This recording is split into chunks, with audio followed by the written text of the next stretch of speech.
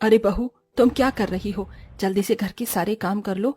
जीतू आज शहर से घर आ रहा है। अच्छा माँ जी, आज देवर जी वापस घर आ रहे हैं? ठीक है, आज तो मैं उनकी पसंद का सारा खाना बनाऊंगी। मोहिनी घर की बड़ी बहू थी और उसने घर को बहुत अच्छे से संभाल भी रखा था। कैलाशिनी अपनी बड़ी बहू से खुश थी, लेकिन वो बहुत गरीब परिवार से थी और शादी के समय वो दहेज में कुछ भी नहीं लेकर आई थी। जैसे ही उसका बेटा जीतू शहर से वापस घर लौट आता है, वो उससे कहती है, बेटा तूने नौकरी बहुत कर ली और अब तेरी शादी के लायक उम्र हो गई है। मैंने एक लड़की देखी है, बहुत अच्छे परिवार से है, अमीर भी है, साथ में खूब सारा दहेज भी लेकर आएगी। बस अब मेरी एक आखिरी ख्वाहिश पूरी कर दे, तू मेरी पसंद की लड़की से शादी कर ले। अरे माँ, आपको इतनी जल्दी क्यों है मेरी शादी की? अभी मेरी उम्र ही क्या है? अरे देवर जी, कर लीजिए, आपको पत्नी मिल जाएगी, इस घर को एक बहू और मुझे एक छोटी बहन की जैसी देवरानी मिल जाएगी। मेरी नहीं तो अपनी बड़ी भाभी की ही बात मान ले। तभी वहाँ आकाश भी आ जाता है। और छोटे, कैसा है तू? लगता है तेरी भाभी और माँ ने तुझे घेर लिया है। अरे घेरना तो था ही, अब ये जनाब 25 साल के हो गए हैं। आप भी पिताजी बेचारे के हालचाल तो ले लेते। मैं तो बिल्कुल ठीक हूँ भैया, देखो ना, आए हुए एक दिन भी नहीं हुआ और माँ ने शादी की बात छेड़ दी।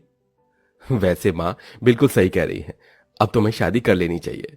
घर में हर किसी के मुंह से यही सुनने के बाद आखिरकार जीतू को शादी के लिए हाँ करनी ही पड़ती है, जिसके बाद कैलाशिनी एक अमीर परिवार से रिश्ता जोड़ लेती है। अब जीतू की शादी की तैयारियां शुरू हो जाती हैं। माँ जी, मुझे बनारसी साड़ी खरीदनी है, मैं देवर जी की शादी में वही पहनूंगी। देखो बहू, अभी मैं छोटी बहू की शॉपिंग करने जा रही हूँ और अगर पैसे बचेंगे तभी मैं तुम्हें साड़ी दिलवाऊंगी, वरना नहीं। वैसे भी तुम्हारे पास बहुत साड़ियां रखी हैं, उसमें से पहन लेना। कैलाशनी ऐसा कहकर शॉपिंग करने के लिए निकल जाती है और बेचारी मोहिनी घर में गर्मी में सारे काम करती रहती है। माँ जी ऐसा क्यों करती हैं? जब भी मुझे कुछ दिलाने की बात आती है तो बिल्कुल इनकार कर देती हैं। खैर कोई बात नहीं। मोहिनी को इस बात से बहुत बुरा लगता है, लेकिन फिर भी वो अपनी सास से कुछ नहीं कह पाती। ऐसे ही देखते जीतू की शादी अमीर घर की लड़की वेदिका से हो जाती है। ओहो, कितनी गर्मी है यहाँ, मुझसे तो जरा भी गर्मी बर्दाश्त नहीं हो रही है। माँ जी, आप अपने घर में एक एसी नहीं लगवा सकती थी? अरे बहू, एसी तो लगवा लेती, लेकिन एसी लगवाने के लिए पैसे कहाँ से लाती? वैसे तुम्हारे दहेज में एसी आया तो है, अभी वही लगवा लूंगी। हाँ, मेरे दहेज में एसी आया है, उसे फौरन मेरे कमरे में लगवा दीजिए, बहुत ज्यादा गर्मी है। कैलाशिनी को लगा था कि उसकी बहू के दहेज में आया हुआ एसी, फ्रिज, कूलर, वो भी इस्तेमाल करेगी, लेकिन वेदिका पहले ही बहुत चालाक होती है। वो एसी, फ्रिज, कूलर सब कुछ अपने ही कमरे में रखवाती है। माँ जी, रात भर मुझे बहुत प्यास लगी थी और बार बार पानी लेने के लिए बाहर आना पड़ रहा था। आप एक काम करवा दीजिए, ये जो मेरा फ्रिज है इसे मेरे कमरे में ही लगवा दीजिए। अरे बहू, फ्रिज से तो सभी पानी पीते हैं, अगर मैंने फ्रिज तुम्हारे कमरे में रखवा दिया तो फिर सभी को परेशानी होगी। तो फिर मुझे इस बात से क्या मतलब है? ये फ्रिज मेरे दहेज में आया है तो मेरे कमरे में ही जाना चाहिए, है ना माँ जी?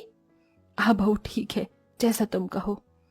इस तरह वेदिका अपने दहेज में लाया हुआ सारा का सारा सामान खुद ही इस्तेमाल करती है और किसी को भी सामान इस्तेमाल करने नहीं देती। एक दिन कैलाशनी के कमरे का पंखा खराब हो जाता है तो उसे बहुत गर्मी लगती है। बहुत गर्मी लग रही है, एक काम करती हूँ, छोटी बहू के कमरे में चली जाती हूँ, वहां पर एसी लगा है। कैलाशिनी अपनी छोटी बहू के कमरे में आकर बेड पर लेट जाती है।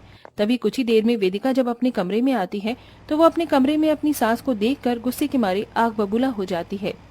माँ जी, माँ जी उठ जाइए, आपकी हिम्मत कैसे हुई मेरे कमरे में आकर सोने की? क्या हुआ बहू, क्यों चिल्ला रही हो? गर्मी लग रही थी इसलिए यहाँ पर आकर सो गई, इसमें कौन सी बड़ी बात है? अरे आपको शर्म आनी चाहिए, अपनी ही बहू के कमरे में आकर सो रही हो। यहाँ पर मैं सोती हूँ, इसीलिए आप अपने कमरे में जाइए। बहू, मेरे कमरे में पंखा खराब हो गया है, बहुत गर्मी लग रही थी इसलिए मैं यहाँ आ गई। तुम थोड़ा सा एडजस्ट नहीं कर सकती मेरे लिए? अरे मैं क्यों करूँ तुम लोगों के लिए एडजस्ट? आज तक मैंने अपने मायके में एडजस्ट नहीं किया तो यहाँ कैसे कर लूंगी? आपको करना है तो करो, मुझसे नहीं होगा। फिलहाल मेरे कमरे से बाहर निकलो। वेदिका इस तरह जलील करके अपनी सास को कमरे से बाहर निकाल देती है। ये सब देखने के बाद कैलाशनी को अपनी गलती का एहसास होता है। मेरी छोटी बहू कितनी मतलबी और लालची है। अरे उसने एक बार भी हम लोगों के बारे में नहीं सोचा, उसे तो सिर्फ अपनी ही पड़ी है। कितनी गर्मी है, अब मैं क्या करूं? मोहिनी अपनी सास को इस तरह रोते हुए देख लेती है। माँ जी, आप परेशान क्यों हो रही हो? चलिए मेरे कमरे में आ जाइए, मेरे कमरे में पंखा चल रहा है। मोहिनी कैलाशनी का हाथ पकड़कर उसे अपने कमरे में ले आती है और अपने बिस्तर पर लिटा देती है। पंखे की हवा तो लग ही रही थी, ऊपर से अब मोहिनी अपनी सास के हाथ वाले पंखे से हवा भी करने लगती है। आप सो जाइए, मैं आपकी हवा कर देती हूँ, आपको गर्मी नहीं लगेगी। मोहिनी इस तरह अपनी सास की अच्छे से देखरेख करती है। इसी के चलते कैलाशनी को अपनी गलती का एहसास होता है और वो अगले दिन सुबह अपनी बहू से माफी मांगती है। मोहिनी बहू, तुम कितनी अच्छी हो, लेकिन देखो ना, इतनी अमीर होने के बाद भी वेदिका का दिल कितना छोटा है। उसे तो अपनी सास की पड़ी ही नहीं। मुझसे बहुत बड़ी गलती हो गई। मुझे तुम्हारे साथ इस तरह का बर्ताव नहीं करना चाहिए था। छोटी बहू के आते ही मैं तुम्हें भूल ही गई। बस मुझे अमीर बहू के लाए हुए दहेज में एसी और फ्रिज ही दिखाई दिए। कोई बात नहीं माँ जी, मुझे कोई परेशानी नहीं है। आप मेरी माँ जैसी हो, आप मेरे साथ जैसा भी करोगे मुझे उससे फर्क नहीं पड़ता, लेकिन मैं हमेशा आपको माँ का ही दर्जा दूंगी। मोहिनी की ये बात सुनते ही कैलाशनी बहुत खुश होती है। अब वो अपनी बहू मोहिनी के साथ पहले की तरह खुशी से रहने लगती है और वो उसका अच्छे से ध्यान भी रखती है। एक दिन कैलाशनी मोहिनी को नई साड़ी लाकर देती है। माँ जी, ये साड़ी तो बहुत अच्छी है। बहू, इस साड़ी से कई गुना अच्छी तुम हो। तुम पर ये कलर बहुत प्यारा लगेगा। आप कहती हो तो बिल्कुल लगेगा।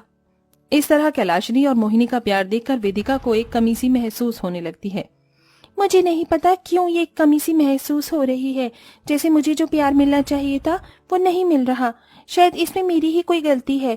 नहीं तो माँ जी ने मुझे शुरू में बहुत प्यार किया था और मैंने उनके साथ बुरा बर्ताव भी किया। वो बेचारी गर्मी में परेशान थी और मैंने उन्हें अपने कमरे से ही निकाल दिया। वेदिका ये सब सोचने के बाद अपनी सास से माफी मांगने के लिए उसकी सेवा करना शुरू कर देती है। जैसे ही उसे महंगे महंगे तोहफे देखकर मनाने की कोशिश भी करती है। माँ जी देखो ना, मैं आपके लिए कितनी अच्छी महंगी साड़ी लेकर आई हूँ। आज तक ऐसी साड़ी आपको जेठानी जी ने भी नहीं दी होगी। मुझे मोहिनी से कुछ चाहिए भी नहीं। उसने मुझे जितना प्यार दिया है उतना प्यार तुम मुझे कभी नहीं दे सकती। ये सुनते ही वेदिका की आंखों में आंसू आ जाते हैं और वो अपनी सास के पैरों में गिरकर माफी मांगते हुए कहती है, माँ जी माना, मैंने बहुत बड़ी गलती की है, लेकिन अब मुझे अपनी गलती का एहसास भी हो गया है। हो सके तो मुझे माफ कर दीजिए। आइंदा मैं ऐसी गलती कभी नहीं करूंगी। मैंने अपनी अमीरी का घमंड आपको बहुत दिखाया, जो कि मुझे नहीं करना चाहिए था। वेदिका की आंखों में आंसू देखकर कैलाशिनी समझ जाती है कि उसे उसकी गलती का एहसास है, जिसके चलते वो उसे माफ कर देती है। तुम्हें तुम्हारी गलती का एहसास है, इसलिए तुम्हें माफ कर रही हूँ, लेकिन आइंदा कभी ऐसा मत करना। वैसे तुम्हारे ही चलते मैंने भी एक सबक सीखा कि अमीर गरीब कुछ नहीं होता, प्यार प्रेम ही सब कुछ होता है। कैलाशनी ऐसा कहकर अपनी रोती हुई बहू को गले से लगा लेती है। इस तरह कैलाशनी की दोनों बहू अब घर के अंदर बहुत प्यार प्रेम से रहने लगती हैं। कुछ दिनों में कैलाशनी अपनी बड़ी बहू के कमरे में एसी लगवा देती है और वहीं वेदिका अपने पैसों से अपनी सास के कमरे में एसी लगवा देती है। अब पूरा परिवार खुशी खुशी एक साथ रहने लगता है।